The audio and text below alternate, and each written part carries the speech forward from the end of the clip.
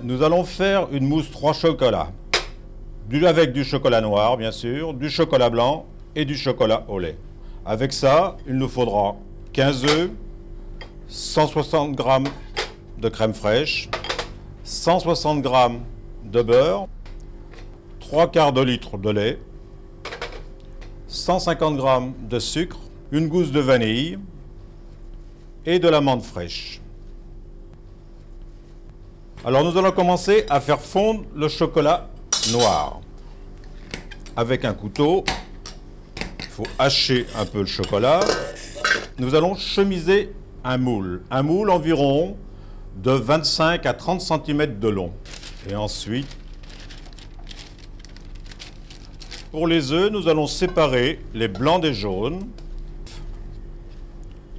Voilà le chocolat fondu avec le beurre, la crème et les jaunes d'œufs. Maintenant, nous allons monter les blancs d'œufs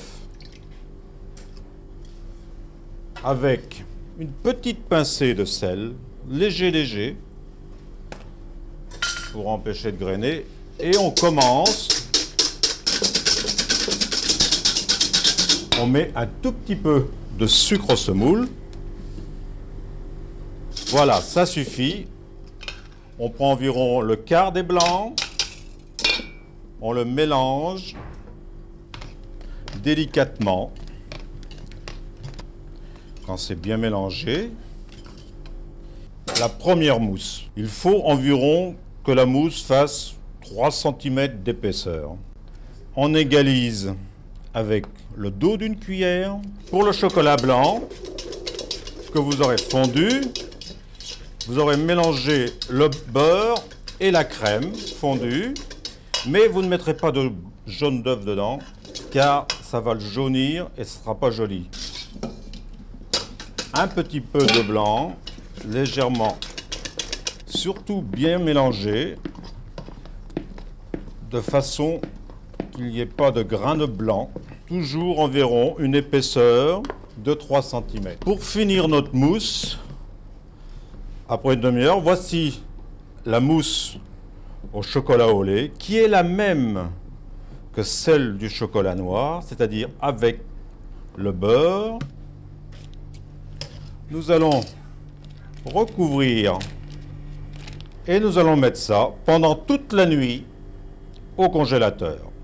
Bien, maintenant, nous allons faire la crème anglaise à la menthe. On prend 3/4 de litre de lait que l'on verse dans une casserole, une gousse de vanille. On met à infuser la menthe pendant environ 2 heures.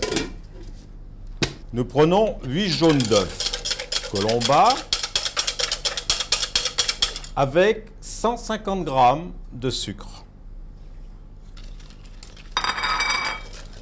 Bien, quand le lait est froid, nous allons passer au chinois. Quand le lait bout à nouveau, on en rajoute un petit peu sur les jaunes et le sucre. On remet tout dans la casserole. Maintenant, nous allons procéder au démoulage. On le trempe dans de l'eau chaude et on le met sur le côté. Maintenant, nous allons colorer un petit peu avec du colorant la crème anglaise, mais très peu.